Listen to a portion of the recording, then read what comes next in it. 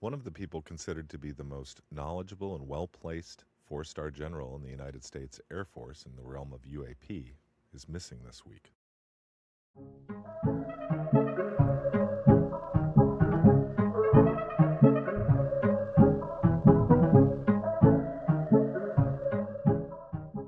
Hello, everyone. So yes, this week we're catching up with some of the news, and we're first starting with an active and currently developing story about a missing General McCasland. Now he's been missing since the 27th of February, 2026, from Albuquerque, New Mexico. So yeah, Sean. Again, kind of a weird one in the grand scheme of things, just because he is a general, or a retired general from part of the UAP world doesn't necessarily mean there's any conspiracy theory behind it or is anything related. There's been a lot of interesting goings on in the last few years to do with the UAP field, especially kind of military kind of personnel and whistleblowers. So you never know if this is a completely normal missing person case or this is something more to it. But I think there's been a few people who have said their kind of 2 cents about what could be going on or what is not going on.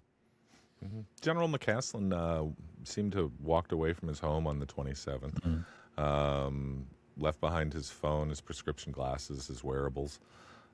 His sweatshirt was found approximately 1.25 miles from the house with no blood or foul play or anything indicated at this point. The FBI has joined the search with the Bernalillo County Sheriff's Office. But as you said, he was well placed. He was an advisor for Tom DeLonge at To the Stars Academy. And I believe that I think you said something to me earlier about his wife making a recent statement. Yeah, so she basically came out a few hours ago at the time of this recording of this podcast that the work she did for To the Stars Academy and Tom DeLonge was completely unpaid for. So he did it off his own back as basically a free advisor. So, I suppose that tells us maybe a bit about his character, that he could have been very passionate about this topic, from not just a professional point of view, but also from a personal point of view.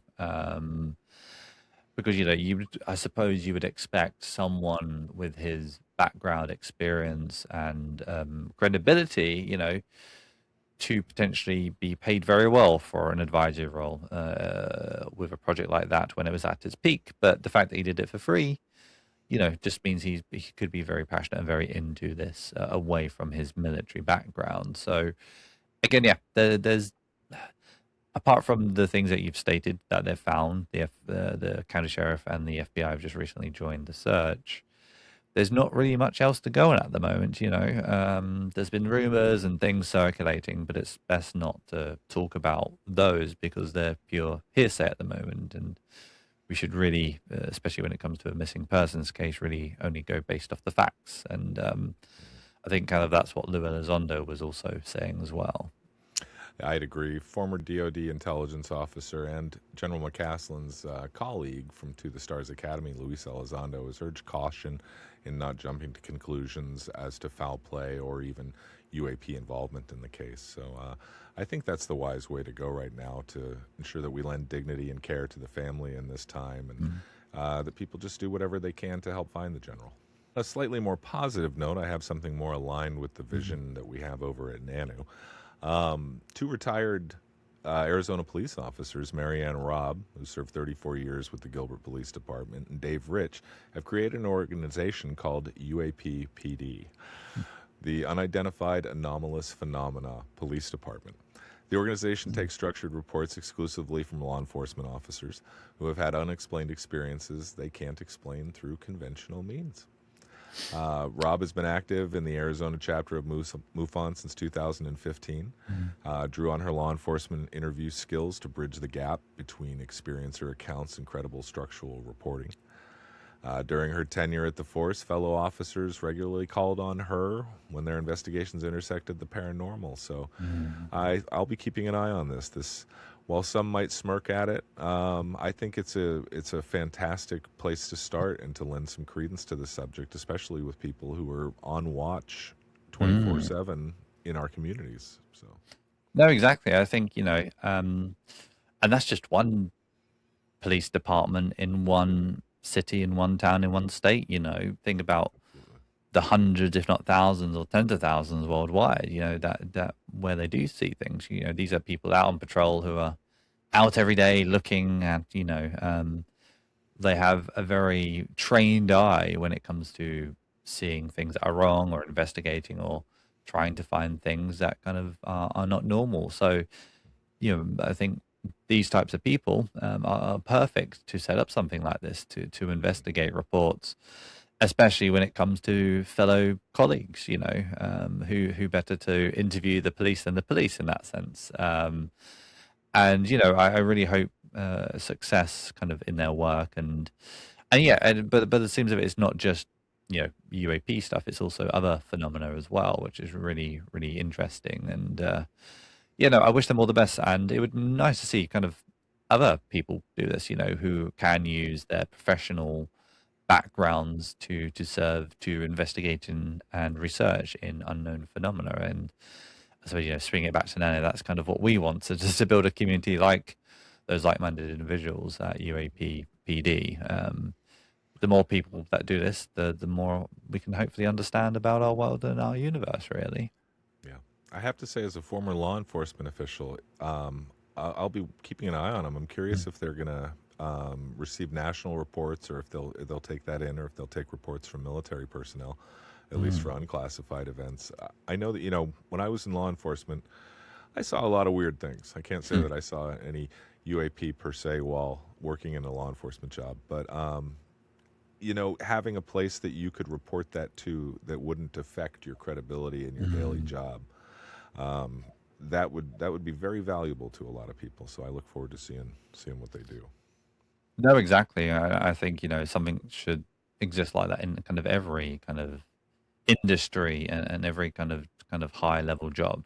There should be a safe place to report things that you don't understand. There should be no stigma behind. If you've seen something weird, there's you should be able to report that safely and kind of in a kind of respected way. And yeah, no, definitely we'll keep an eye on them and see how they do over the next coming months and years for sure. So yes, so I suppose on to some more positive news. The world of Hollywood is about to have its next iteration of a UAP/UFO feature film, and not just any feature film, a Hollywood blockbuster from none other than Steven Spielberg.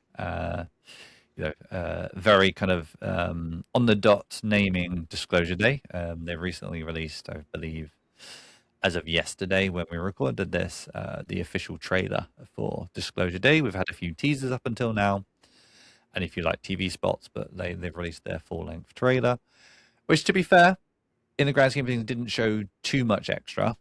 But there was one scene that I know excited a lot of people, or in our space at least, was the black and white Roswell, New Mexico footage, kind of going back in time, because for a lot of people, that's where a lot of this subject started, from that incident. And I'm glad Steven Spielberg and kind of the people around him seem to be doing a history lesson. We've had a kind of the series Taken, produced by Steven Spielberg, which definitely took us on a history lesson from Roswell to modern day. And it seems he's kind of putting all of his interest from Close Encounters of the Third Kind, E.T., and Taken all into this one kind of Hollywood blockbuster film. And I think it really is going to pique the mainstream. I think even you can see it in just the comments for the trailer. Like, people are excited that kind of Steven Spielberg is back to what some people will call sci-fi, but some people call kind of the UAP phenomena. I think a lot of mainstream people are very, very interested, but also really good timing for kind of pushing I suppose, the UAP movement forward in terms of getting more people interested in it. And Steven Spielberg is probably one of the best people for the mainstream to get interested. Well, people are already searching for messages in the story. They picked apart the posters that were put out and looked for the symbolism in them, and everyone is trying to piece together ahead of time just what is the message that Mr. Spielberg is trying to show us with his new offering. So I'm looking Mm. forward to all the intellectual conversation that'll happen around this movie. Definitely, there was especially in this trailer, which was more than the other trailers, there was kind of a really consciousness movement in this film as well, which will be very interesting. And I suppose the most fascinating thing about this world is this film is the fact that really it's built upon people's experiences in the phenomena. This film wouldn't exist if people didn't experience things, or reported these experiences. It couldn't really exist. So it's very interesting to see how the real world stories are going to be kind of shoehorned into this kind of Hollywood summer blockbuster. And I think it's out kind of second or third week of June. We can actually move on to Canada now. And they've kind of reported and posted their 2025 UAP findings. They've had over 1,000 UFO sightings in 2025, including blinding lights, hovering orbs, airborne cylinders, disc-shaped objects. And according to the annual UFO release that was this week, the reports are continuing the rise of civilian reporting across North America. And the best thing also is the more reports we get, the more significant data we get to collect. And hopefully at one point we can use that significant data to start connecting dots. It's great. And it would be nice if, I know obviously this is not a government effort, but it would be nice if we could get these types of reports from every country around the world, even if they are citizen movements or like non-profit movements, or, but the more data per country we can collect, the better we can understand what could be in our skies or what could not be in our skies. So you've got other kind of movements around the world. But yeah, it's very nice to see a fresh report because there's plenty of old historical databases, but new data is always very, very key with these things. So Trump's disclosure order promised, not delivered yet. President Trump's February 19th directive ordering the Pentagon and federal agencies to identify and release UAP-related files remains unfulfilled as of this week. The Office of the Director of National Intelligence stated publicly that the files will soon be declassified, but neither records nor details about their release have surfaced. I think, former Deputy Assistant Secretary of the Defense of Intelligence, Christopher Mellon, confirmed that the interagency meetings have begun. So, that's at least one positive sign. People are talking. But again, caution that the declassification process is requiring very specially trained and certified security officers, because obviously there's probably a lot of sensitive material in those documents that could be governmental secrets, state secrets, whatever.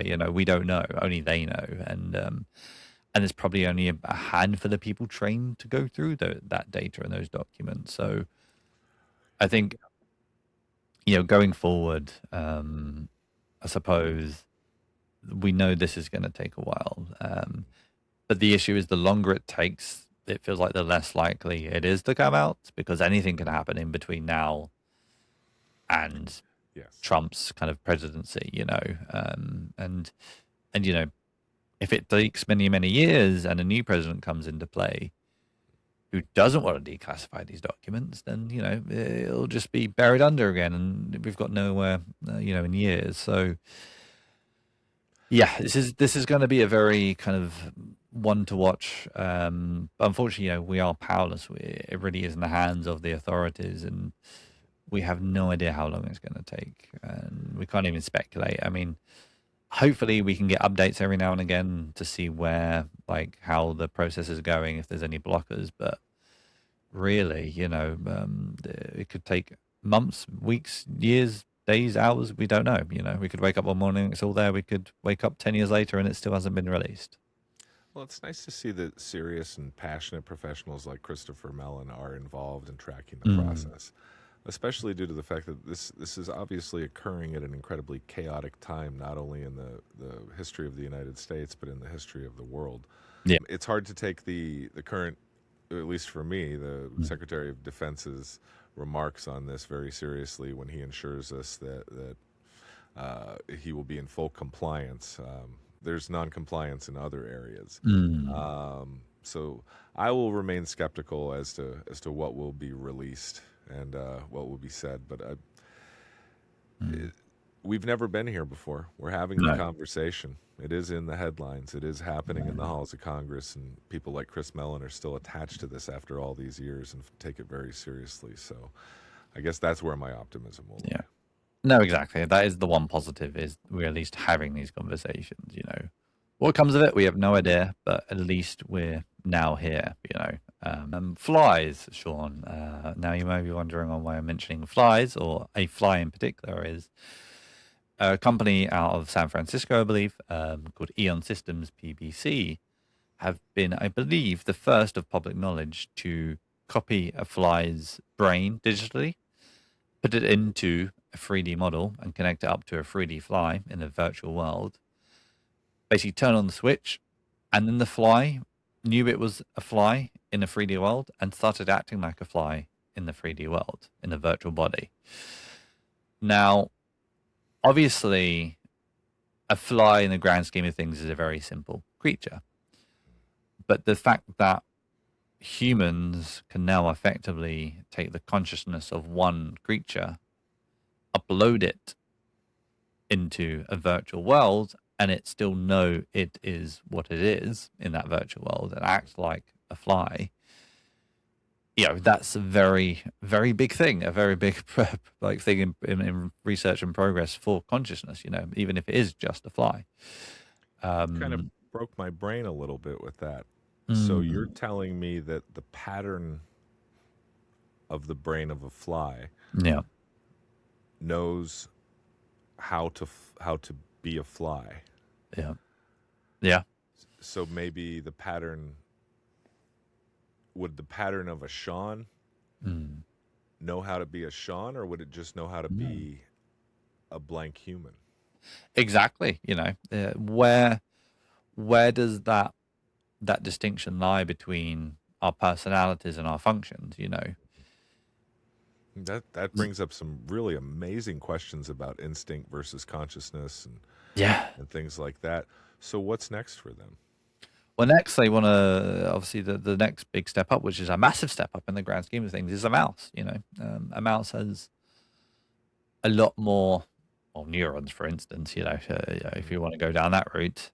But also, it's a lot more. It's a much more complicated creature. You know, it has a lot more features and functions in terms of it being kind of a mammal. Whether that's, you know, social, whether that's breeding, whether that's, you know, kind of looking after young. A mouse is way more complicated. So it would be interesting to see if they can potentially later down the line train mice to do, like they do train rats to do certain tasks, and then see if those mice/rats can do them in the virtual world as well. Do they remember what they've been trained, you know?